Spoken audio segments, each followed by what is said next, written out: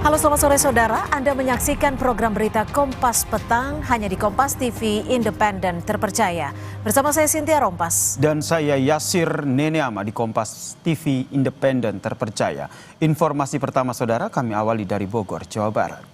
Pesawat latih milik Federasi Aerosport Indonesia atau FASI jatuh di pemakaman umum daerah Ciampea, Kabupaten Bogor, Jawa Barat. Satu awak pesawat yaitu Marsma TNI Fajar Adrianto tewas akibat peristiwa ini. Kemana tuh Kim? Nyobong lagi mak. Ay, seragam cok, Allahu Akbar.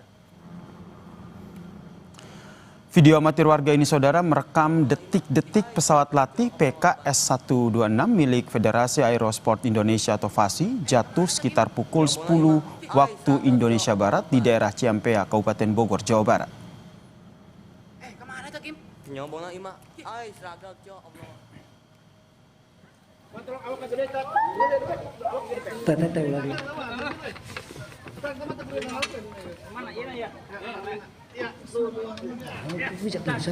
Dan saudara inilah kondisi pesawat latih milik Federasi Aerosport Indonesia yang jatuh di pemakaman umum daerah Ciampea, Kabupaten Bogor, Jawa Barat. Tampak sejumlah warga yang berusaha menahan badan pesawat saat mengevakuasi korban. Tampak pesawat mengalami rusak parah terutama di bagian depan.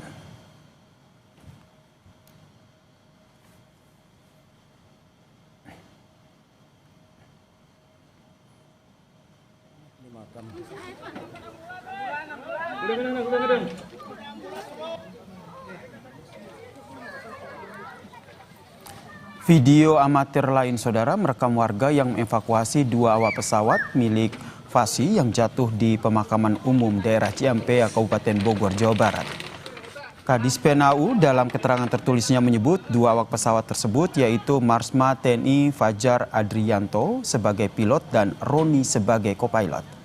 Kedua awak langsung dievakuasi ke RSAU M. Hasan Toto. Namun Marsma TNI Fajar dinyatakan meninggal dunia saat tiba di rumah sakit.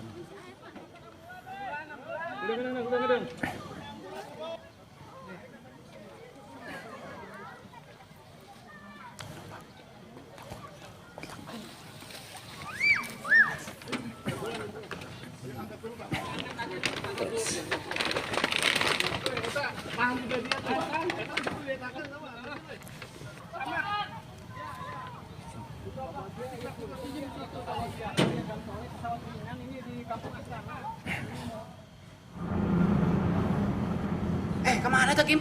Nyobong lagi mak. Ay, seragam Allahu Akbar.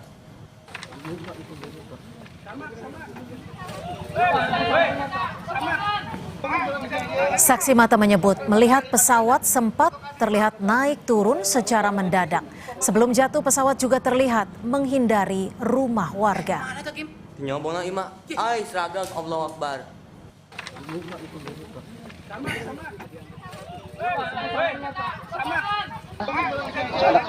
Ada mimpi gitu, ada kepala itu, bener jalan lagi ke atas.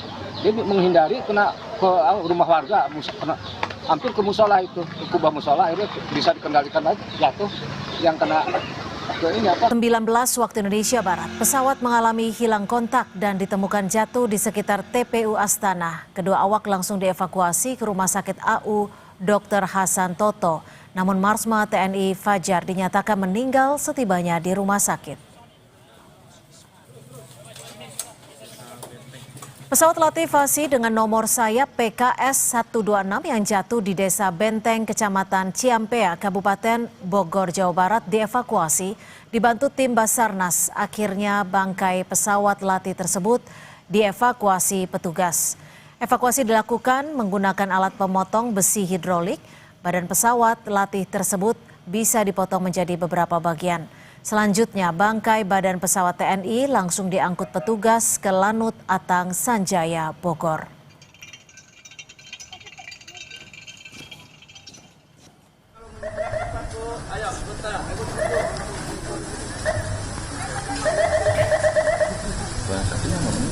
Dan saudara, ini adalah visual iring-iringan mobil jenazah almarhum Marsma TNI Fajar Adrianto menuju ke rumah duka di daerah Pancoran, Jakarta. Sebelumnya saudara, jenazah sempat dievakuasi sementara di RSAU Dr. M. Hasan Toto di Kabupaten Bogor, Jawa Barat.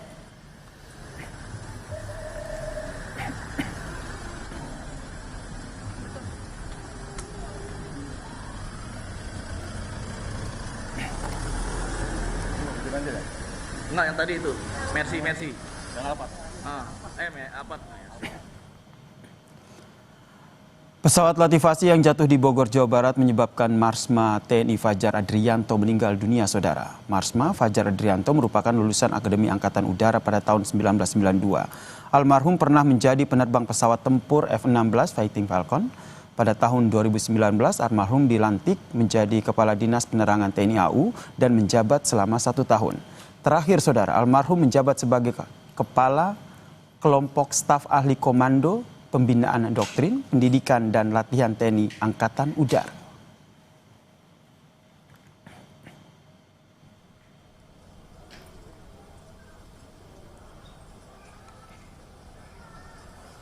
Dan visual ini, saudara, adalah iring-iringan mobil jenazah yang tiba di rumah duka di daerah Pancoran, Jakarta pada pukul 15.25 waktu Indonesia Barat. Suasana duka menyelimuti rumah duka Marsma TNI Fajar Adrianto di Jalan Triloka 11, Kompleks TNI AU, kawasan Pancoran, Jakarta Selatan. Tampak juga, saudara, sejumlah keluarga dan kerabat almarhum yang sudah tiba di rumah duka. Papan bunga duka cita pun berjejer di sekitar rumah duka.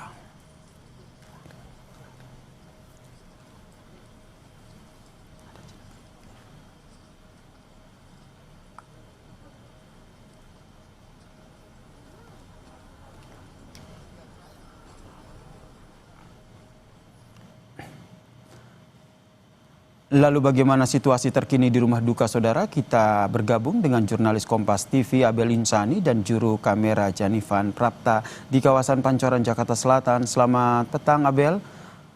Abel, apakah sudah ada informasi terkait dengan kapan rencananya jenazah almarhum akan dimakamkan?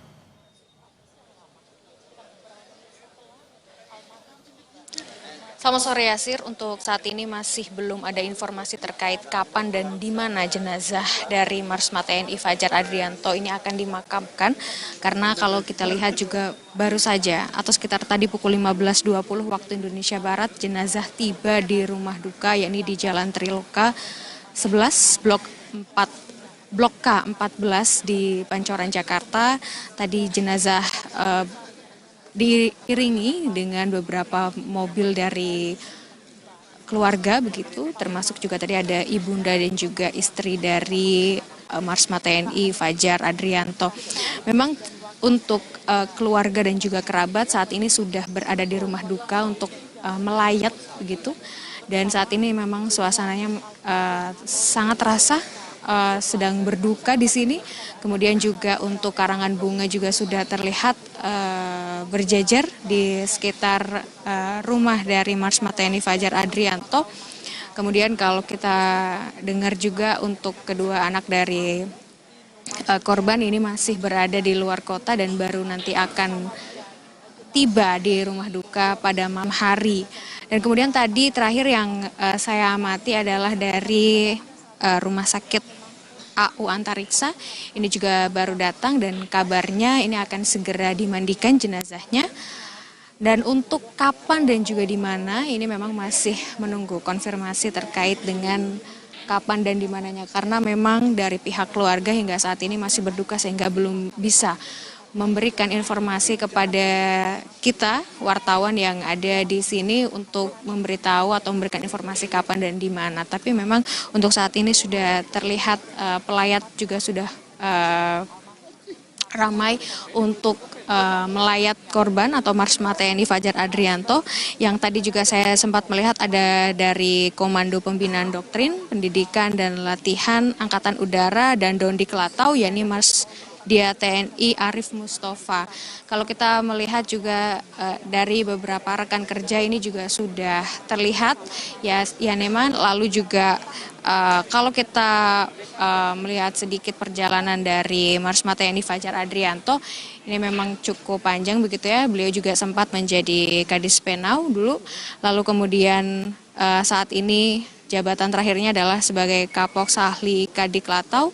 Kemudian dia juga sempat namanya naik pada saat menjadi pilot F-16 yang pada saat itu sedang melakukan penerbangan, lalu ada crash dengan Amerika. Ini juga cukup membuat namanya waktu itu sempat mencuat begitu ya. Artinya memang dari Marsma TNI Fajar Adrianto ini memang punya cerita yang cukup panjang di TNI AU.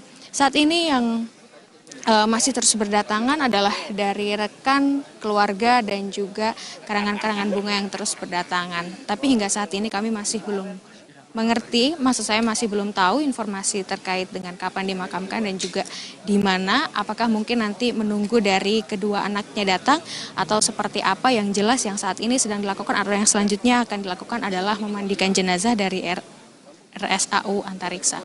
Kembali ke Anda. Abel, Marsma TNI Fajar Adrianto ini pernah menjabat sebagai Kadis PNAU begitu kan tahun 2019-2020 dengan sejumlah prestasi lainnya. Terkait dengan sejumlah tokoh yang akan hadir dan melayat ke sana, betul informasi Panglima TNI juga akan hadir ke sana untuk menyampaikan duka citanya ke rumah duka? Rencananya memang dari Panglima TNI akan datang untuk melayat dan juga nanti akan ada Kasau dan juga Wakasau yang nantinya akan melayat ke sini. Tapi memang ini baru rencana ya, dan juga saudara, kami mendengar tadi informasi terkait dengan hal ini, namun belum bisa dipastikan apakah memang nanti dari Panglima, Kasau dan juga Wakasau ini akan datang melayat. Karena memang hingga saat ini meskipun dari pelayat rekan-rekan dan juga keluarga sudah berdatangan, tapi memang kita belum melihat terkait dengan Panglima, lalu Kasau ataupun juga Wakasau yang datang ke rumah duka dari Marsma TNI Fajar Adrianto. Untuk saat ini ya dan juga saudara, itu yang bisa saya sampaikan. Tapi terkait dengan situasi dan juga suasana di rumah duka ini memang masih terasa sekali duka yang mendalam dari keluarga ataupun juga rekan-rekan yang ada di sini. Kembali ke Anda. Abel, kemudian Kadis PNAU juga sudah menyampaikan keterangan tertulis begitu terkait dengan tragedi yang menyebabkan Marsma TNI Fajar Adrianto ini meninggal dunia. Sudah adakah keterangan ataupun informasi terbaru terkait dengan kejadian ini? Mungkin termasuk konferensi pers ataupun keterangan yang langsung nanti akan disampaikan kepada awak media? Belum ada informasi terbaru ya dan juga saudara terkait dengan press conference ataupun dari pihak keluarga ataupun dari pihak TNI AU yang melihat terkait dengan hal ini. Tetapi kita lihat sebentar di sebelah saya ini sudah datang Kasau. Wakasau, maaf maksud saya, Yasi dan juga saudara, ini kita bisa melihat Wakasau sudah datang untuk melayat Marsma TNI Fajar Adrianto. Untuk saat ini baru Wakasau yang terlihat, untuk Panglima dan juga Kasau ini belum terlihat. Kita bisa mundur sedikit terkait dengan perjalanan dari Marsma TNI Fajar Adrianto yang memang memiliki prestasi pada saat perjalanan sebagai TNI AU, di mana ia sempat menjadi pilot F-16 dan juga pernah menjadi Kadis PNAU pada tahun 2019, yang kemudian namanya juga sempat mencuat begitu ya sih, seperti yang saya katakan tadi bahwa ia sempat menjadi pilot F-16 pada saat menerbangkan pesawat tersebut, sempat ada crash dengan Amerika dan bisa menyelesaikan hal tersebut dengan cukup apik, dan ini sempat disebutkan oleh beliau pada saat beliau masih hidup dan dari beberapa podcast yang sempat ia datangi. Kemudian saat ini Yasi dan juga saudara, kita masih melihat situasi dan juga kondisi di rumah duka ini satu persatu mulai datang. Memang rencananya nanti dari Panglima akan datang, Kasau juga akan datang, dan Wakasau baru saja kita melihat baru saja datang pukul 16.15 waktu Indonesia Barat atau pukul 4.15 sore hari ini. Yang tadi sudah datang Yasi dan juga saudara, ada Komando Pembina Doktrin Pendidikan Latihan Angkatan Udara atau Dankodik Latau, Marsdia TNI Arif Mustafa. Tadi saya sudah menyampaikan bahwa saat ini yang akan dilakukan di rumah duka adalah memandikan jenazah. Karena tadi saya sudah sempat bertanya dengan pihak dari RSAU Antariksa yang datang dengan membawa beberapa peralatan, dan ketika saya tanya ternyata untuk memandikan jenazah dari Marsma TNI Fajar Adrianto yang saat ini sudah berada di rumah duka. Tadi sekitar pukul 15.20 waktu Indonesia Barat jenazah tiba bersama dengan iring-iringan mobil dengan keluarga, kemudian ada ibu dan juga istri yang mendampingi, kemudian saat ini rekan-rekan dan juga keluarga juga terus berdatangan, lalu juga karangan bunga yang terus juga berdatangan untuk pelayat ini terlihat terus berdatangan begitu ya, dan juga saudara, sehingga kami masih terus memantau terkait dengan kedatangan tamu-tamu yang lainnya, maksud saya pelayat-pelayat yang lainnya, termasuk dari Panglima TNI ataupun juga Kasau yang rencananya hari ini akan hadir. Kembali ke Anda, Yasir. Ya, tadi tampak ya sejumlah tokoh, kerabat dan juga keluarga telah melayat ke rumah duka. Salah satunya adalah Wakasau Marsikal Madya TNI Teddy Rizal Hadi yang juga telah hadir di sana untuk menyampaikan rasa bela sungkawanya atas meninggalnya Marsma TNI Fajar Adrianto. Mungkin Anda sudah berada di sana cukup lama begitu menanti kehadiran dari iring-iringan jenazah. Sempat mungkin Anda, Abel, berbincang dengan kerabat ataupun keluarga di sana. Seperti apa mereka mengenal sosok almarhum?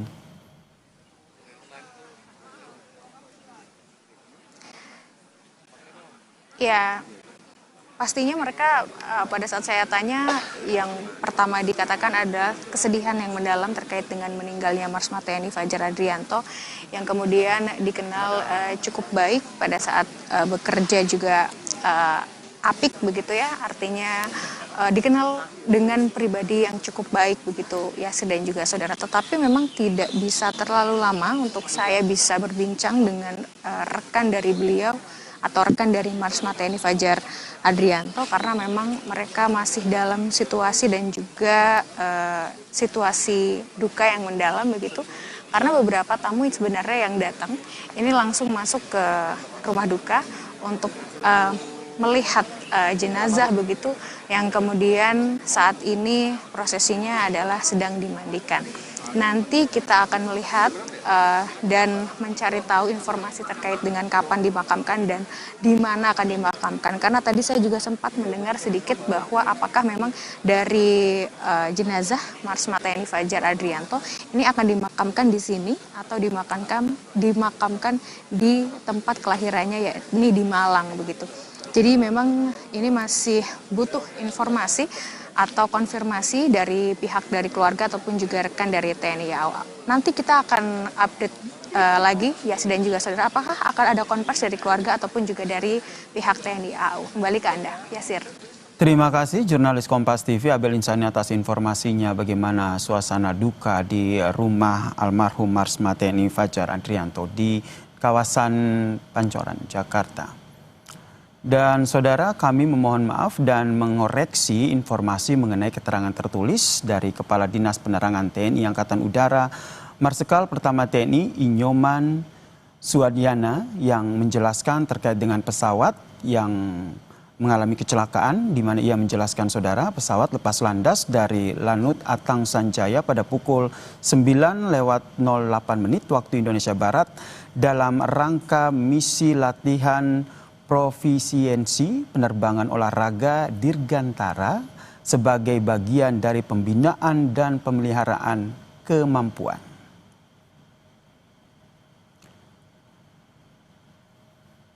Kemudian sekitar pukul 9:19 waktu Indonesia Barat, saudara, pesawat mengalami hilang kontak dan ditemukan jatuh di sekitar TPU Astana di daerah Ciampea, Kabupaten Bogor, Jawa Barat.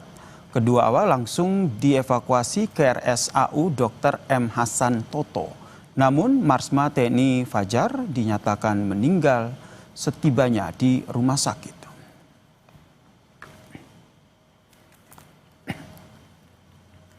Saudara, informasi lainnya masih akan kami sajikan selepas jeda. Di antaranya 5 orang terluka dan ratusan rumah di Kabupaten Kerinci, Jambi rusak berat akibat disapu puting beliung.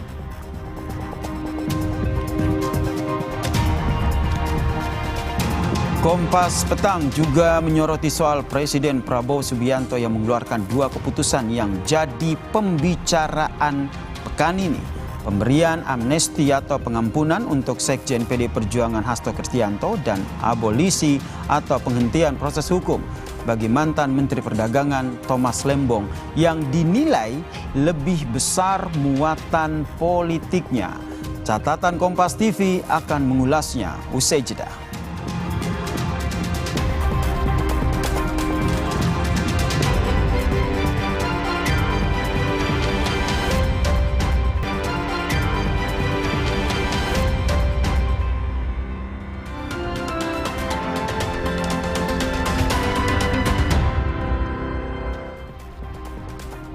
Saudara, Presiden Prabowo Subianto mengeluarkan 2 putusan yang jadi pembicaraan pekan ini. Pemberian amnesti atau pengampunan untuk Sekjen PD Perjuangan Hasto Kristianto dan abolisi untuk penghentian proses hukum bagi mantan Menteri Perdagangan Thomas Lembong. Proses hukum Hasto dan Tom Lembong jadi sorotan karena dinilai lebih besar muatan politiknya. Inilah catatan Kompas TV, amnesti dan abolisi hak presiden, tapi jangan diobral.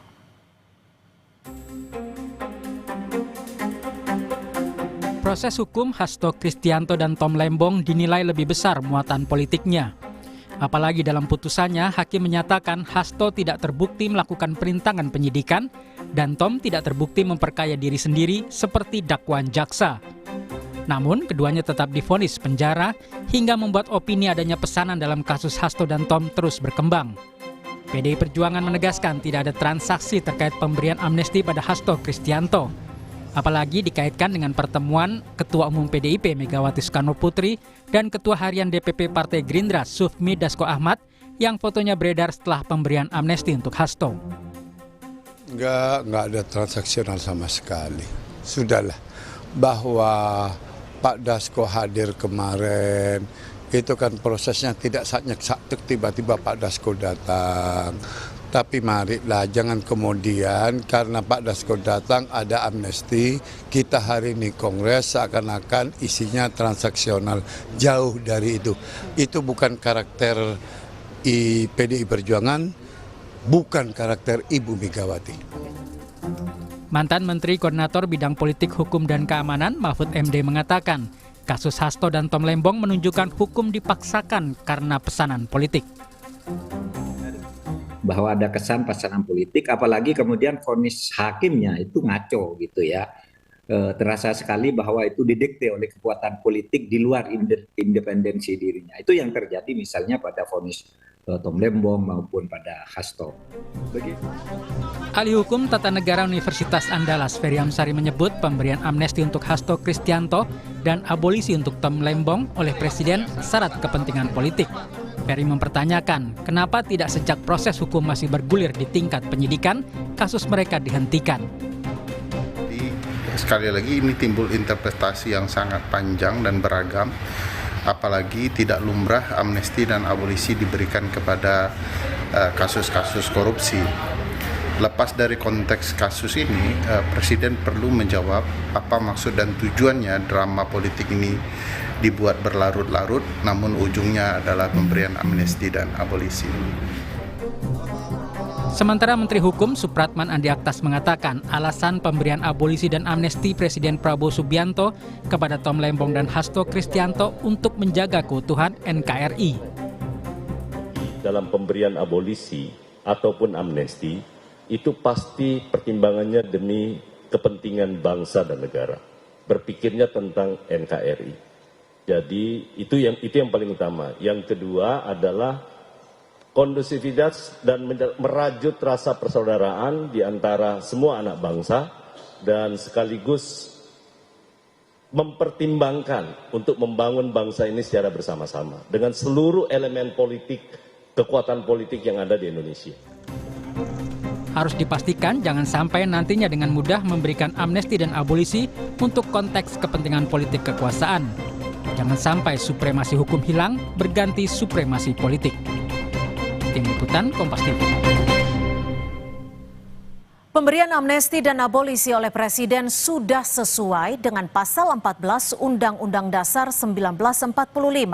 Abolisi serta amnesti adalah hak Presiden setelah memperhatikan pertimbangan DPR RI. Pemberian amnesti dan abolisi juga bukan hal baru di Indonesia.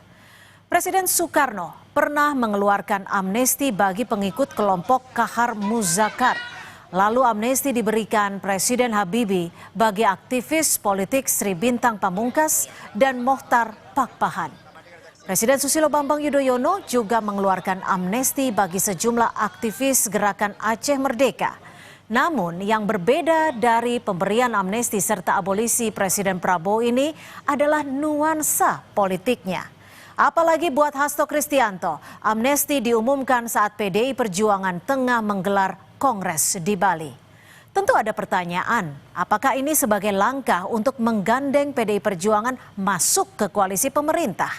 Hal ini harus dapat dijelaskan oleh pemerintah agar jangan muncul kesan Presiden bisa menghentikan proses hukum kasus korupsi setiap saat sesuai kepentingannya alias obral amnesti dan abolisi. Karena itu saudara, pemberian amnesti dan abolisi harus diikuti dengan langkah konsisten pemberantasan korupsi tanpa pandang bulu, serta evaluasi untuk penguatan peran lembaga penegak hukum. DPR juga harus dapat menjelaskan secara transparan proses pemberian amnesti dan abolisi untuk Hasto dan Tom Lembong. Misalnya, apakah DPR sudah memberikan pertimbangan kepada Presiden untuk mengeluarkan amnesti dan abolisi sudah sesuai dengan mekanisme tata tertib yang berlaku di DPR? Ini penting supaya tak ada penafsiran liar bahwa DPR cuma sekadar jadi tukang stempel pemerintah.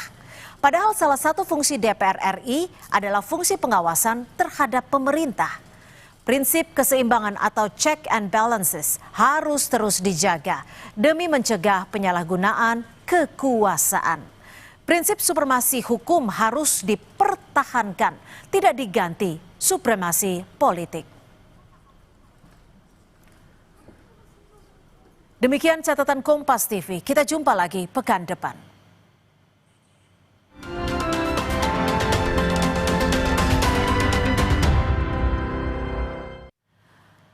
Informasi lainnya di Kompas Petang akan kami sajikan selepas jeda. Di antaranya hadiri aksi bela Palestina di Monas. Menteri Luar Negeri Sugiono menyatakan pemerintah akan kirim 10.000 ton bantuan beras ke Palestina.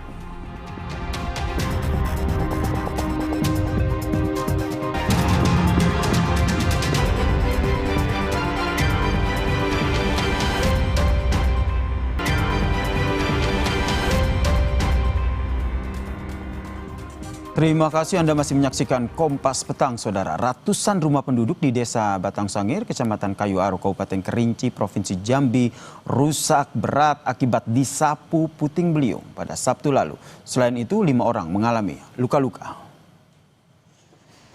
Ya Allah, lindungilah, astagfirullahaladzim, ya Allah.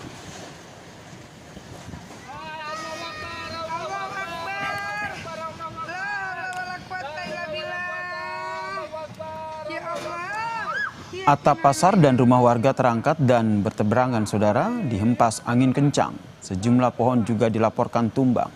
Sebanyak 109 unit rumah warga dilaporkan rusak.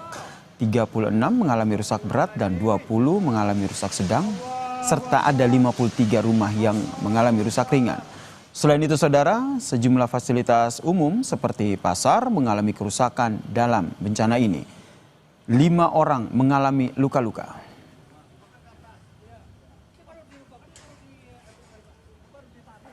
Puting beliung yang terjadi di Kecamatan Kayu Aro. Yang terkena sebanyak 3 desa. Yang pertama Desa Batang Sangir, Desa Kersituo, dan ada 1 desa Sangir. Terpantau oleh kami sekarang banyak atap yang berterbangan. Pada umumnya rusak berat itu atap berterbangan dan kayu ini berterbangan juga. Ya. Itu jumlahnya itu bisa kita inventarisasi sekarang. Rusak berat itu sebanyak sekitar 36, ya 36, rusak sedang 20, rusak ringan 53. Informasi lainnya, Saudara, aksi Akbar Bela Palestina berlangsung tertib di kawasan Monas, Jakarta Pusat pada Minggu pagi. Seruan mendorong kemerdekaan Palestina dan menghentikan genosida di Gaza.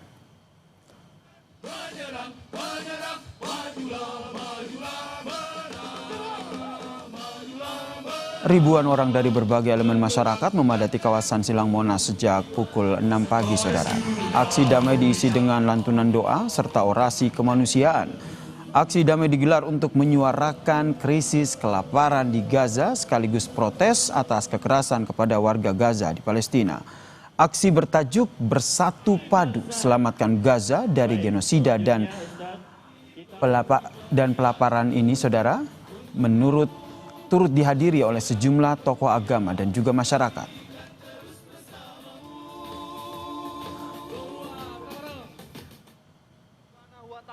Tuhan yang Maha Kuasa. Dalam aksi bela Palestina di Monas, Menteri Luar Negeri Sugiono menegaskan isu Palestina telah menjadi bagian dari agenda pemerintahan Prabowo Subianto. Sugiono juga kembali menegaskan komitmen Indonesia terhadap kemerdekaan Palestina dalam arah kebijakan luar negeri Presiden Prabowo melalui perundingan internasional. Tidak hanya diplomasi, namun dalam bentuk nyata, kepedulian pemerintah Indonesia kepada rakyat Palestina akan mengirimkan 10.000 ton beras dalam waktu dekat sebagai bagian dari dukungan kemanusiaan. Tuhan yang Maha Kuasa.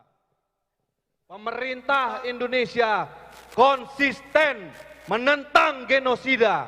Pemerintah Indonesia menentang pelaparan yang dijadikan senjata untuk pelantikan Presiden Prabowo di gedung DPR MPR. Beliau memasukkan urusan Palestina sebagai agenda dari pemerintahan beliau. Lewat pintu-pintu diplomasi, lewat meja-meja perundingan. Secara aktif, Bapak Presiden juga menyampaikan dan menyuarakan apa yang kita rasakan terhadap saudara-saudara kita di Palestina dan di Gaza. Kita juga akan mengirimkan bantuan makanan 10.000 ton beras dalam waktu dekat ke Palestina. Allahu Akbar.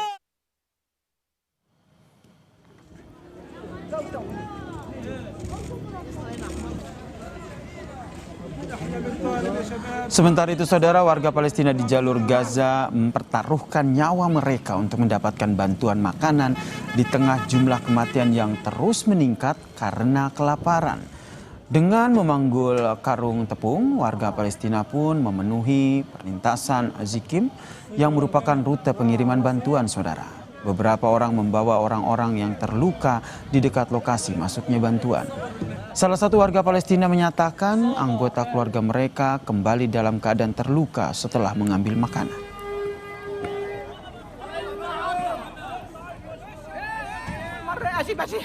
يا ما وصلت معايا مرحلة الجوع على الآخر ما قدرش أطعم أولادي فيش لا مصدر دخل لا مصدر نجيب منه أكل أكلنا ورق الشجر إيش بدكم إيانا نسوي أكتر من هيك وين نروح بقول لكم لآخر لحظة حسوا فينا يا عالم حسوا فينا والله العظيم ما احنا قادرين نهد حيلنا أنا كل هذا الكلام اللي بحكيه على الفاضي لو عندك يا مفوض ذرة كرامة بس نتفة صغيرة انتوا يا حماس اللي بتحكوا علينا قلبكم علينا بدكم نصر انتوا ما انتصرتوش انتوا جوعتونا وجوعتوا أولادنا ايش اللي قاعد مثل كل يوم بموتوا آلاف في الشهداء كل يوم بموتوا آلاف في الشهداء قاعد الملايين يحسوا نتفة صغيرة هذول مش أولادكم اللي قاعدين يموتوا ولا الشعب الفلسطيني هذا اللي بيموت.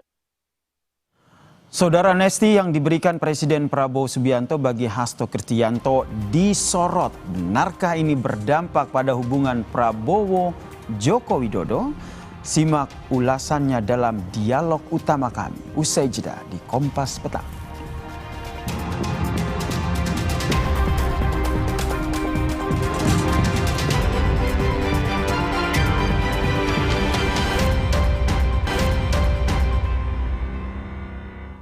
Terima kasih Anda masih bersama kami di Kompas Petang, saya Cynthia Rompas. Saudara Ketua Umum PDI Perjuangan Megawati Soekarno Putri terlihat menangis saat Hasto Kristianto tiba di acara Kongres PDI Perjuangan di Bali pada Sabtu kemarin.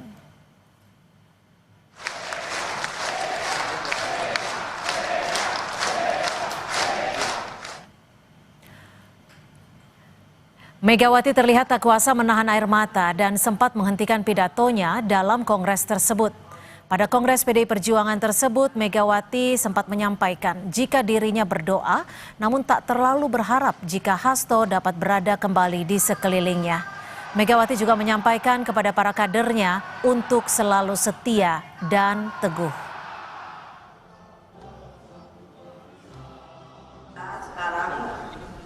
Saya tadinya berdoa, tapi saya tidak terlalu berharap bahwa yang namanya Pak Hasto berada kembali di keliling.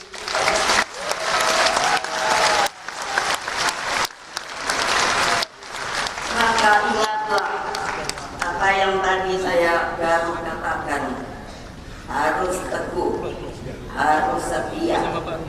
Karena itulah anugerah sebenarnya kepada manusia dari Allah Subhanahu wa Ta'ala. Mantan Sekjen Partai Demokrasi Indonesia Perjuangan PDIP Hasto Kristianto mengucapkan terima kasih kepada Presiden Prabowo Subianto atas pemberian amnesti kepada dirinya. Pernyataan tersebut disampaikan Hasto usai bebas dari rumah tahanan KPK di Gedung Merah Putih Jakarta pada Jumat lalu. Selain kepada Presiden, Hasto juga mengucapkan terima kasih kepada fraksi-fraksi di DPR RI yang telah memberikan pertimbangannya.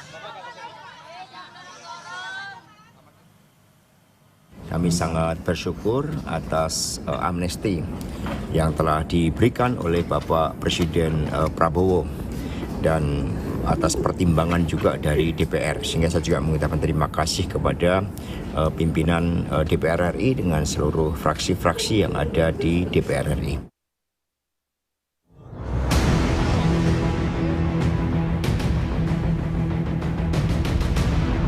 Mantan Sekjen PDI Perjuangan Hasto Kristianto resmi bebas dari rutan Komisi Pemberantasan Korupsi (KPK) Jumat 1 Agustus lalu setelah mendapatkan amnesti atau pengampunan dari Presiden Prabowo Subianto. Atas kasus yang dihadapinya, menurut Menko Hukum Hak Asasi Manusia, Imigrasi dan Pemasyarakatan Kumham IMIPAS, Yusril Iza Mahendra, Hasto tidak perlu melakukan banding terkait vonis yang didapat. Yusril menegaskan, amnesti yang diberikan Presiden terhadap Hasto dilakukan sesuai dengan ketentuan Undang-Undang Dasar 1945 dan UU Kedaruratan Nomor 11 Tahun 1954. Telah dilakukan sesuai dengan ketentuan dalam Undang-Undang Dasar 45 dan Undang-Undang Darurat Nomor 11 Tahun 1954 tentang amnesti dan abolisi. Pasal 14 Undang-Undang Dasar 45 tegas menyatakan bahwa Presiden memberikan amnesti dan abolisi dengan memperhatikan pertimbangan Dewan Perwakilan Rakyat. Segala proses hukum yang dilakukan terhadap Pak Hasto itu otomatis dihapuskan. Jadi beliau tidak perlu mengajukan banding atas putusan yang telah diberikan oleh pengadilan tingkat pertama.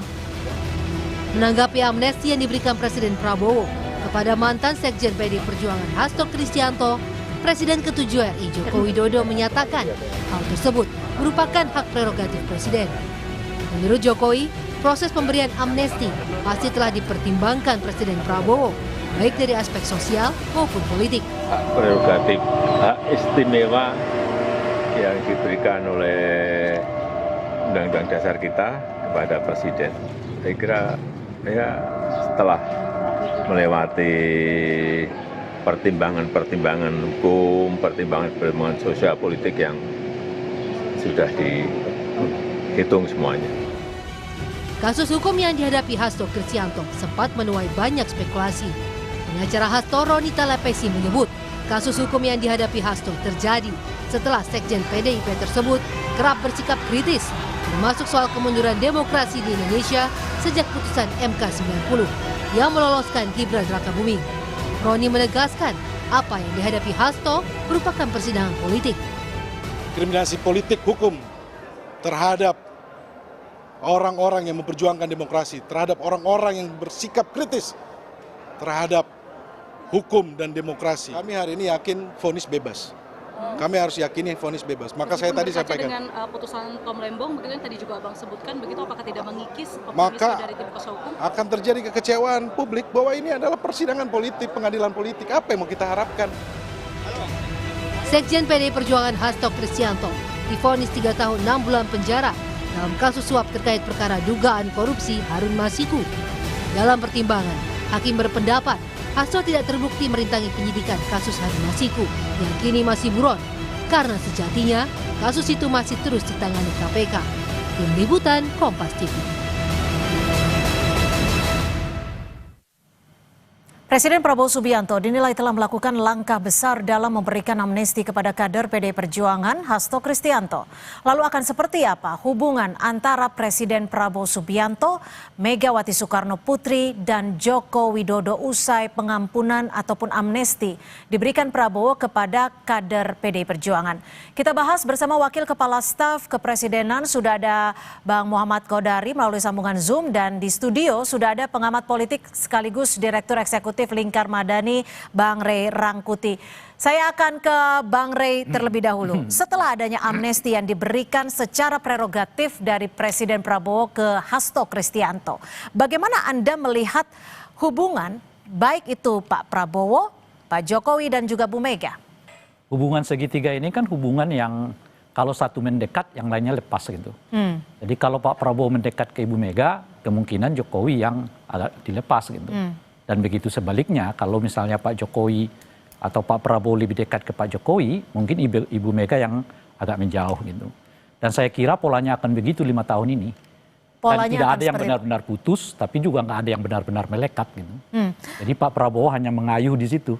Kadang-kadang mungkin akan mendekati Ibu Mega, kadang-kadang mungkin... Artinya Pak Prabowo melakukan teknik tarik ulur kepada keduanya, baik Bu Mega dan juga kepada Pak Jokowi? Saya kira di antara ketiganya malah model ini yang sama-sama dibutuhkan gitu. Ibu Mega juga mungkin tidak seperti yang sekarang kita ketahui, tidak ingin terlalu dekat juga dengan Prabowo. Dan oleh karena itu melalui Mukernas mereka kemarin gitu, mereka udah menyatakan tidak oposisi, tapi juga tidak ikut bergabung di dalam koalisinya Pak Prabowo gitu. Oke, Bang Kodari, lalu apakah ada statement dari Pak Presiden sendiri ataupun pembahasan komunikasi usai amnesti diberikan? Apakah artinya PDI Perjuangan akan masuk dalam koalisi? Jadi begini ya, kalau cara melihat hubungan Pak Prabowo dengan Ibu Megawati dan Pak Jokowi itu menurut saya tidak harus dikotomis. Terutama kalau dari kacamata Pak Prabowo ya, beliau sebagai presiden, kepala negara dan kepala pemerintahan tentu harus dekat dan harus mengayomi semua tokoh dan kelompok-kelompok yang ada di masyarakat di Indonesia. Dan artinya apa? Kalau dengan Pak Jokowi dekat, dengan Ibu Mega juga bisa dekat. Bukan berarti kemudian zero sum game, dekat dengan Pak Jokowi lalu kemudian nggak dekat dengan Ibu Mega atau sebaliknya. Kita tidak boleh lupa bahwa Pak Prabowo sendiri selain memang seseorang yang tadi pada posisi sebagai pemimpin Republik ini harus dekat dengan semua, beliau juga sebetulnya punya hubungan yang panjang dengan kedua tokoh yang disebut tadi. Dengan Ibu Megawati punya hubungan yang panjang, pernah kenal dari kecil, lalu kemudian pernah dibantu. Dengan Pak Prabowo juga Pak Jokowi pernah mengajak Pak Prabowo ke dalam pemerintahan, Pak Prabowo pernah menjadi menterinya Pak Jokowi. Jadi menurut saya sih tidak harus zero sum game. Oke. Dan pertimbangan-pertimbangan mengenai kenapa diberikan amnesti itu variabel-variabel yang memang sesuatu yang bersifat menyeluruh ya, bahwa kemudian di luar sana keadaan tidak baik-baik saja. Ya. Banyak konflik di dunia internasional. Tapi gini, Bang Kodari, kalau tadi Anda menyebut pernah... Kemudian persatuan dan kesatuan itu harus menjadi sesuatu yang utama, yang harus dijaga dan dikedepankan. Kita ini kan nggak tahu nih dinamika ke depan akan seperti apa. Tetapi kita sudah menyaksikan peristiwa yang sebetulnya tidak kita duga juga. Bahwa misalnya kemarin Israel bisa serang Irak, sewaktu-waktu bisa eskalasi, lalu kemudian Kamboja dengan Thailand, negara tetangga. Oke, mungkin kita terlalu jauh ke situ. Tapi Bang Kodari ada, mohon maaf saya potong. Nggak bisa. Gini, alasan memberikan amnesti dan abolisi itu penting untuk tidak supaya lari kemana-mana analisanya, begitu loh. Itu penting sekali, bukan kemana-mana. Justru itu adalah intinya. Ya, Bang Kodari, kalau tadi Anda menyebutkan ini adalah bahwa pernah dibantu, apakah amnesti itu bagian dari politik utang budi maksud Anda? Tidak, yang poin dari saya adalah bahwa ada hubungan baik antara Pak Jokowi dengan Pak Prabowo, antara Ibu Mega dengan Pak Prabowo, dan dalam konteks ini kemudian tidak berarti kemudian dekat dengan salah satu itu membuat dengan yang lain itu harus berjauhan gitu loh. Itu poinnya. Saya menjawab apa yang disampaikan oleh kawan saya Bang Ray Rangkuti. Itu konteksnya ya. Kalau soal diberikan amnesti kan saya sudah jelaskan tadi bahwa konteksnya adalah dunia internasional yang sedang berkonflik pada hari ini. Bang Ray, jika amnesti sudah diberikan dan sudah dipastikan Pak Hasto sudah bebas, apa yang bisa berdampak di dunia politik nasional saat ini? Ketika situasi sekarang bisa dikatakan antara setiap pihak adem gitu. Iya, landai dan adem. Jadi memang itu salah satu targetnya menurut saya, baik kepada pemberian amnesti kepada Pak Hasto maupun pemberian abolisi terhadap Tom Lembong. Kan Tom Lembong ini kan dan Hasto itu kan sebetulnya berada dalam dua barisan oposisi kan. Hasto bersama PDI Perjuangannya, tetapi Tom Lembong kan bersama komunitas yang dulunya menjagokan Anies Baswedan dan Caimin sebagai calon presiden, dan kedua-duanya berpotensi sangat kritis kepada pemerintahan Pak Prabowo yang sekarang ini. Dan di tengah di mana tadi disebutkan oleh Bung Kodari, Pak Prabowo sedang membutuhkan semacam kenyamanan politik di tengah begitu banyak tantangan di Republik ini. Gitu. Jadi sebetulnya dari kerangka politik apa yang dilakukan oleh Pak Prabowo ini tepat untuk saat ini gitu loh. Jadi amankan dulu Ibu Mega. Jadi kalau Anda menyebut Pak Prabowo membutuhkan kenyamanan politik, artinya di situasi saat ini Pak Prabowo merasa tidak nyaman? Ya tentu saja, kan tadi disebutkan banyak tantangan nih. Sekarang aja orang mendekati 17 Agustus, bendera One Piece mau disandingkan orang dan sebagainya gitu. Nah setidaknya Pak Prabowo ngamanin dulu deh politik formalnya gitu. Politik formalnya itu ya salah satunya PDI Perjuangan, mungkin komunitas-komunitas lain seperti yang disebut tadi kan, misalnya dari para pendukungnya Anies Baswedan dan sebagainya. Dan oleh karena itu setidaknya untuk saat 2025 mungkin akan landai begitu, tapi belum tentu ada jaminan 2026. Dan oleh karena itu kedekatan Pak Prabowo dengan Ibu Mega sekarang ini misalnya, saya kira itu temporal ya, boleh jadi itu sampai 2025, tapi 2026 bisa juga lain ceritanya gitu.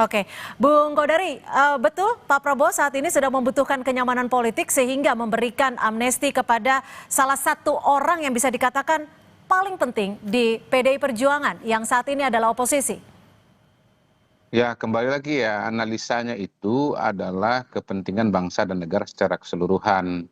Ya, kalau kemudian misalnya terjadi konflik yang besar di dunia internasional, kemudian di dalam negeri sendiri tidak kompak satu dengan yang lain, diperlukan, itu kan nanti akan membuat pengambilan keputusan dan kebijakan menjadi repot. Ingat pada saat COVID tahun 2020, 2021, nah, salah satu yang bisa membuat pemerintah cepat mengambil keputusan, bisa mengusahakan antisipasi terhadap COVID mulai dari mendatangkan vaksin, kemudian melakukan pembatasan sosial, itu karena adanya kekompakan dari tokoh-tokoh dan elit-elit politik di dalam negeri. Kalau misalnya pada waktu itu misalnya kita bayangkan ya, ada satu oposisi besar katakanlah Pak Prabowo, kemudian menyatakan menolak vaksin atau menolak PSBB, tentunya pemulihan bangsa Indonesia dari COVID tidak secepat itu begitu loh, dan ekonomi bisa terganggu karena penyebaran COVID akan sangat meluas.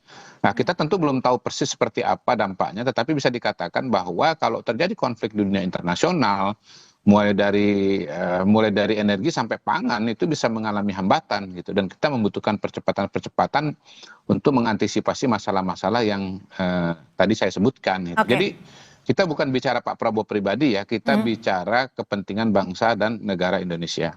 Kalau kita bicara kepentingan bangsa dan negara saat ini, Pak Hasto sudah bebas dari hukuman, tapi juga belum menjabat sebagai Sekjen PDI Perjuangan kembali. Apakah ini salah satu bentuk sinyalemen bahwa Hasto akan masuk dalam pemerintahan? Tentunya yang tahu jawabannya persis adalah Pak Prabowo dan Ibu Megawati ya. Tetapi pada hari ini seperti kata Bang Ray tadi, saya tidak melihat ada sebuah tanda yang kuat bahwa PDI Perjuangan akan masuk ke dalam pemerintahan.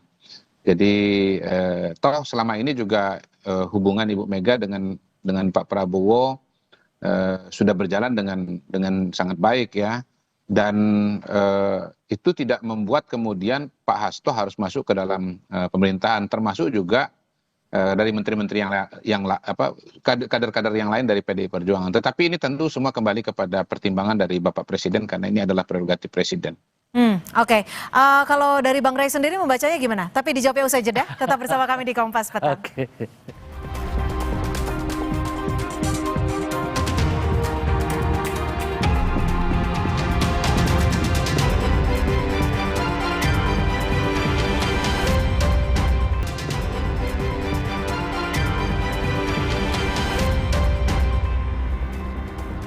Terima kasih Anda masih bersama kami di Kompas Petang. Langsung Bang Ray, gimana jawaban Anda ketika Pak Hasto belum kembali menjabat sebagai sekjen, apakah ada kemungkinan ia akan masuk dalam pemerintahan kabinet? Saya yakin ya 90% enggak. Enggak. Akan. Karena? Rugi Pak Prabowo. Jadi untuk banyak PDIP gitu maksud Anda? Iya, PDIP mungkin nggak akan dapat kerugian, tapi jelas-jelas pemerintahan Pak Prabowo akan dirugikan kalau Pak Hasto masuk ke landscape ya pemerintahannya Pak Prabowo gitu. Oleh karena itu saya kira ya jauh dari harapan itu untuk ditarik masuk ke anggota kabinet. Bahkan saya mengatakan kerugian seperti apa ketika PDIP masuk dalam kabinet? Kerugian apa yang didapatkan oleh Pak Prabowo? Lah memberi amnesti aja respon publiknya udah negatif kan. Apalagi sampai ya dimasukkan ke dalam anggota kabinet gitu. Jadi responnya bertambah-tambah. Dan saya kira konyol lah kalau sampai itu dilakukan oleh Pak Prabowo gitu. Oleh karena itu saya nggak yakin. Jangankan Pak Prabowo masukkan di kabinet, Ibu Mega menetapkan Pak Hasto sebagai sekjen aja nggak berani kok sekarang tuh. Jadi harus ada langkah yang hati-hati ya? Ya, tapi mungkin 2-3 tahun, 4 tahun berikutnya akan berbeda ya. Meskipun untuk Hasto saya kira terkunci ya harapannya untuk bisa masuk menjadi anggota kabinet karena statusnya. Karena amnesti itu kan terbukti melakukan tindakan pidana, cuma dibebaskan oleh presiden kan. Itu aja beda tuh. Nah, kalau itu dilakukan oleh Pak Prabowo, ya orang akan mengatakan makin nyata Pak Prabowo ini omon-omon gitu loh kira-kira tuh dalam konteks pemberantasan korupsi. Oleh karena itu 90% saya memiliki keyakinan nggak akan terjadi. Tidak akan masuk ke kabinet. Tapi yang menjadi perhatian adalah ketika amnesti diberikan seorang presiden kepada PDI Perjuangan, lalu bagaimana Anda membaca hubungan antara Pak Prabowo dengan Pak Jokowi? Apakah dalam landscape hubungan yang Anda sebut apa tadi? Segitiga, hubungan segitiga ini akan merenggang atau akan biasa-biasa saja? Ini kan kalau kita buat hubungan segitiga ini, Pak Prabowo di sini satu kiri kanan kan. Jadi kalau ayunannya ke kiri, yang kanannya ketinggalan. Kalau ayunannya ke kanan, yang kirinya ketinggalan. Kalau dalam saat ini, Anda melihatnya Pak Jokowi yang... Saya kira sampai 2025, ya kan, saya mengatakan tadi, 2025, Pak Prabowo dengan Ibu Mega ini akan punya hubungan yang lumayan landai gitu, istimewa lah ya. Dengan sendirinya Pak Prabowo akan tertinggalan gitu. Lalu mengapa Pak Prabowo membuat keputusan yang bisa dikatakan atau bisa dibaca oleh sejumlah analis politik akan membuat hubungannya renggang dengan Pak Jokowi? Ya karena ya kalau berhitung secara politik lebih menguntungkan berhubungan dengan Ibu Mega ketimbang dengan Pak Jokowi. Kan kelemahan politik Pak Jokowi itu tidak terinstitusionalisasi kan. Siapa yang mesti diandalkan oleh Pak Prabowo kalau terjadi Pak Jokowi kalau terjadi apa-apa secara politik dengan Pak Prabowo. Tapi Ibu bisa mengatakan 21% suara saya di DPR. Dan kepala daerah di banyak tempat di seluruh Indonesia.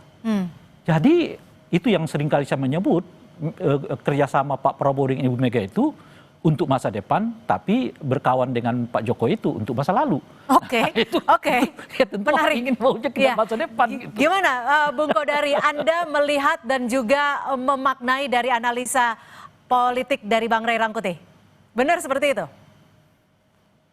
Pak Prabowo itu orang yang sangat menghargai hubungan-hubungan yang pernah terjadi ya di masa lalu, masa kini maupun masa depan.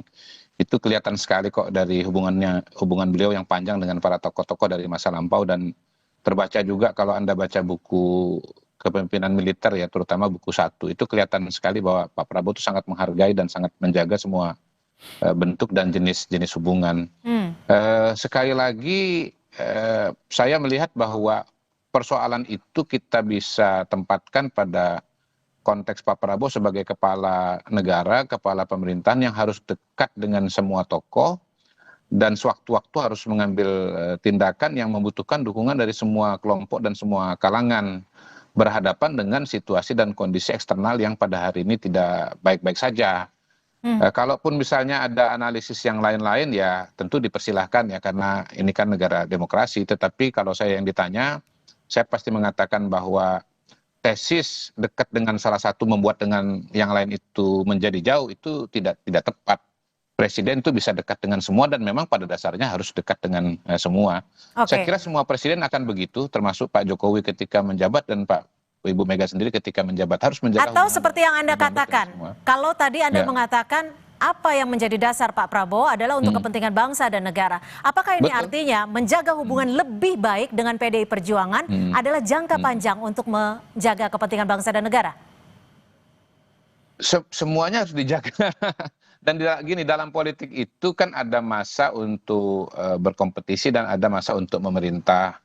Jadi kita ini jangan pakai kacamata kompetisi pemilu di saat sedang menjalankan pemerintahan. Apalagi pemerintahannya ini belum 1 tahun dan hampir 1 tahun. Jadi kacamata sebelum 2029, kacamatanya adalah kacamata pemerintahan.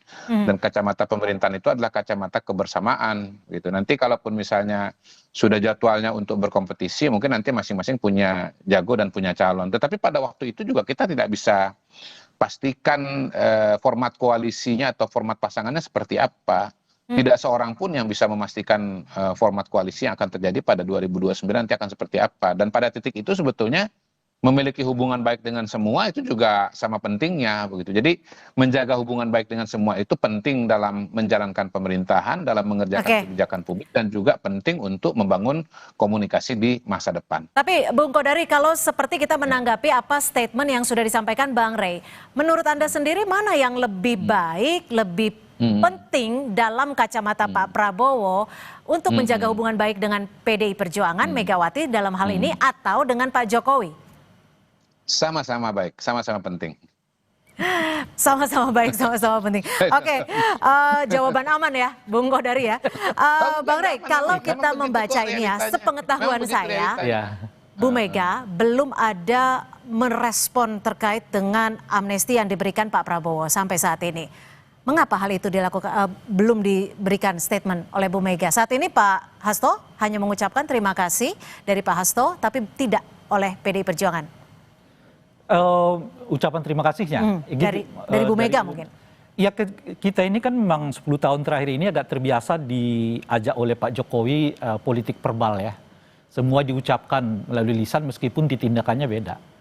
Nah, jadi perbincangan kita soal pertanyaan ini juga menurut saya ikut gaya itu. Jadi harus diucapkan terima kasihnya supaya kelihatan orang berterima kasih.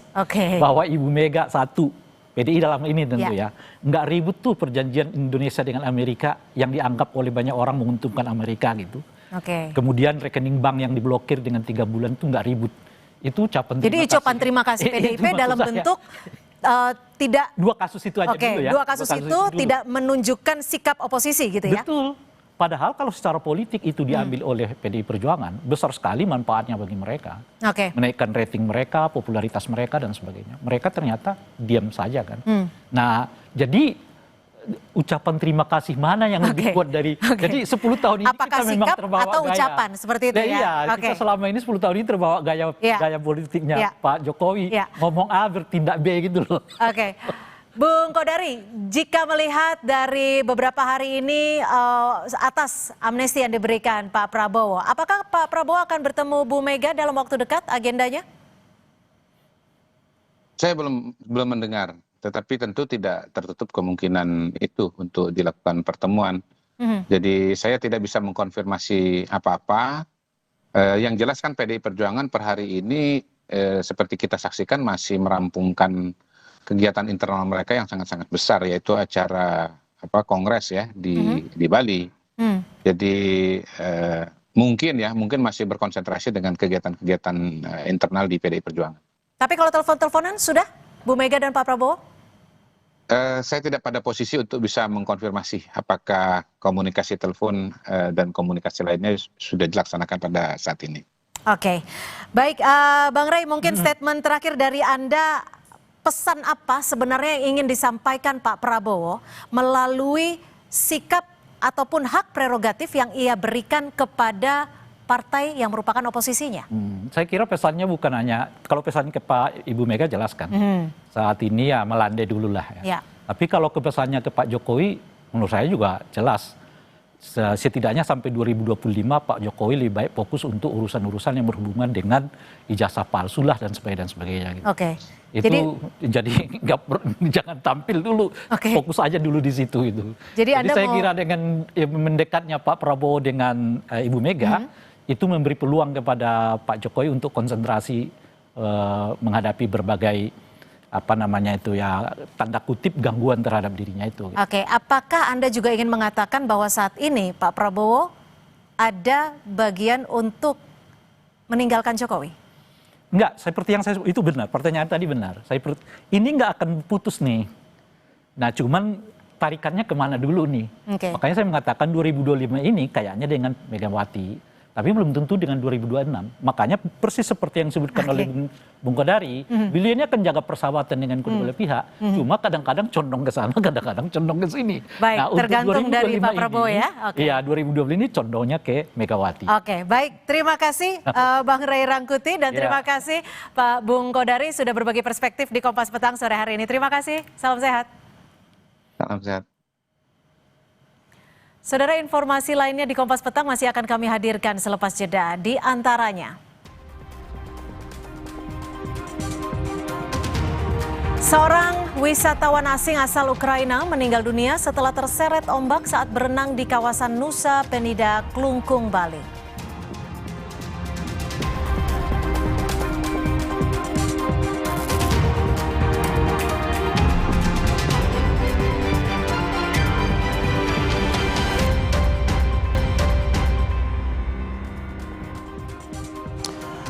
Terima kasih Anda masih menyaksikan Kompas Petang, Saudara. Seorang wisatawan asing asal Ukraina meninggal sedunia setelah terseret ombak saat berenang di kawasan Nusa Penida, Klungkung, Bali.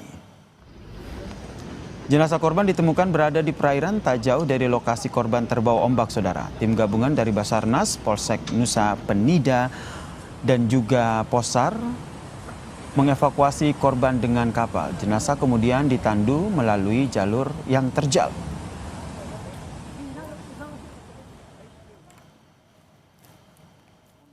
Dalam perawatan Lanut Atang Sanjaya, Rumah Sakit Hasan Toto Lanut Atang Sanjaya. Semua kejadian tersebut, apa penyebabnya saat ini masih diinvestigasi. Nanti kalau sudah ada hasilnya kita akan share kepada rekan-rekan media semua.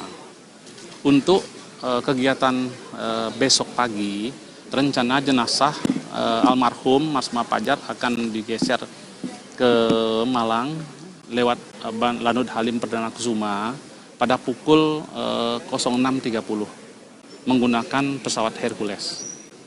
Perjalanan ke Malang menempuh waktu 1 jam 45 menit. Dari Malang akan melanjutkan perjalanan dengan jalan darat, dimakamkan di pemakaman keluarga di Probolinggo. Di kota Probolinggo, tadi rekan-rekan sudah dapat alamatnya, akan dimakamkan sana. Harapan kita sebelum zuhur sudah bisa dimakamkan beliau di sana.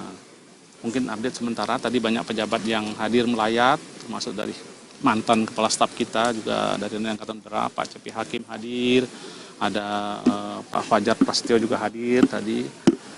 Banyak dari pejabat-pejabat yang sudah hadir untuk melayat beliau. Mungkin demikian rekan-rekan semuanya untuk update sore ini. Ada pertanyaan? Pak izin Pak, untuk Panglima apakah melayat hari ini atau gimana Pak?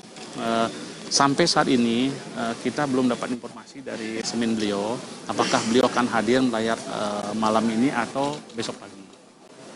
Termasuk dari kepala staf apakah hadir malam ini atau besok pagi. Kita masih mengupdate info tersebut.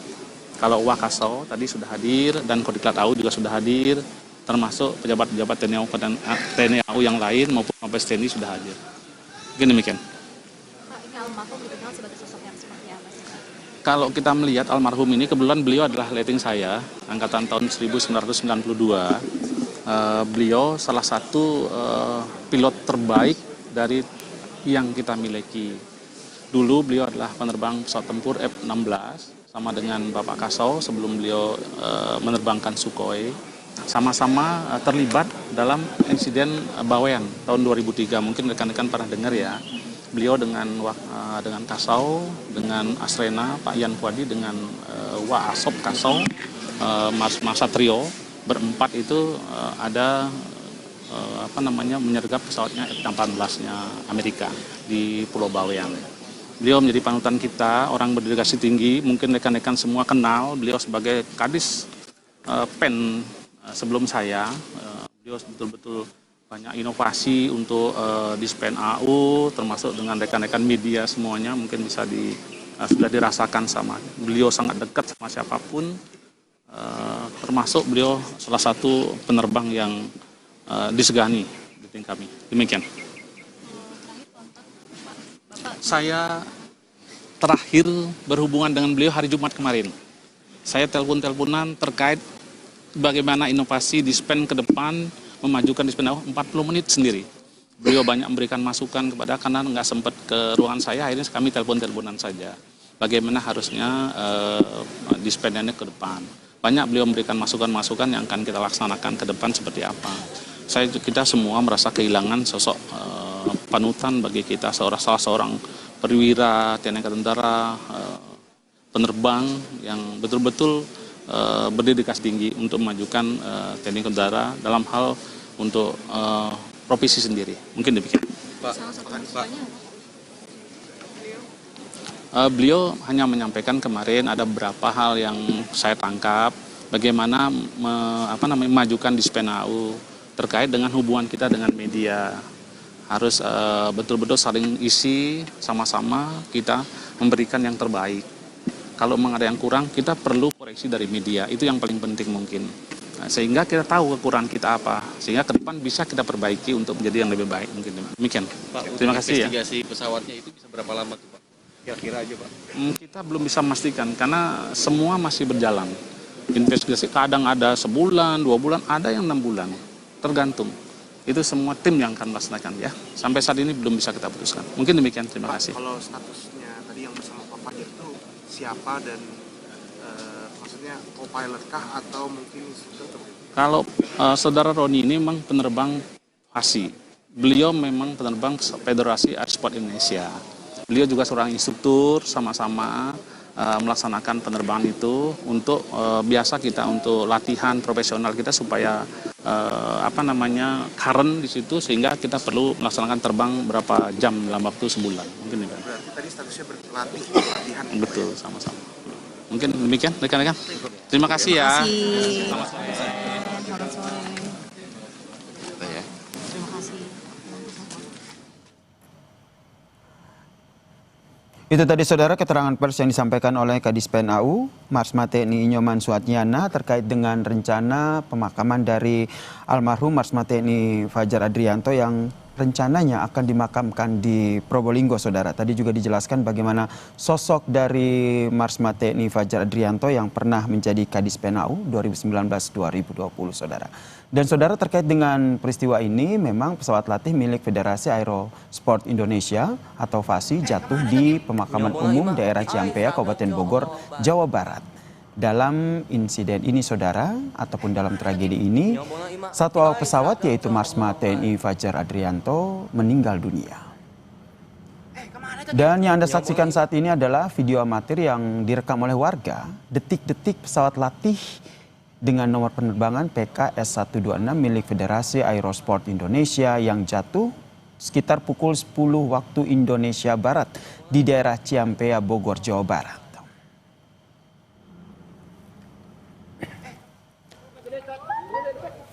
Dan inilah saudara kondisi pesawat latih milik Federasi Aerosport Indonesia atau FASI yang jatuh di pemakaman umum daerah Ciampea, Kabupaten Bogor, Jawa Barat.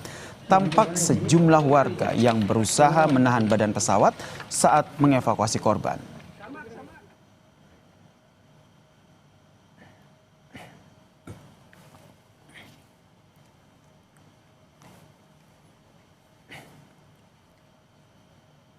Saudara, tetap bersama kami, informasi lainnya masih akan kami sajikan selepas jeda. Di antaranya minibus menabrak truk tronton yang sedang parkir di ruas tol Cipali, kilometer 187 Cirebon, Jawa Barat. 3 orang tewas, sementara 3 lainnya luka-luka.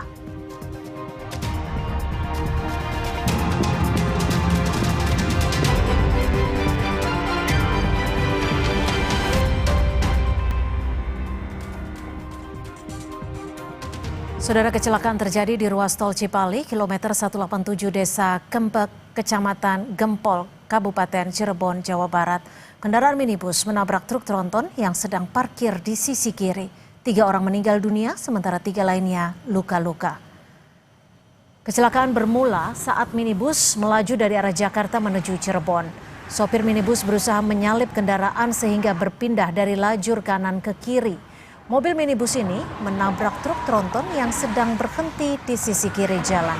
Karena kecepatan dan jarak yang dekat, sopir minibus tak dapat menghindar dan mengalami benturan keras.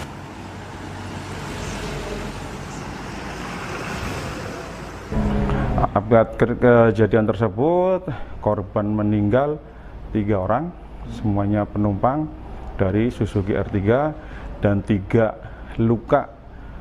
Itu salah satunya adalah pengemudi Suzuki R3 dan 2-nya penumpang. Informasi tadi sekaligus menutup perjumpaan kita di Kompas Petang edisi kali ini. Saya Yasir Neneama. Dan saya Cynthia Rompas. Terima kasih atas kebersamaan Anda. Selamat sore, sampai jumpa.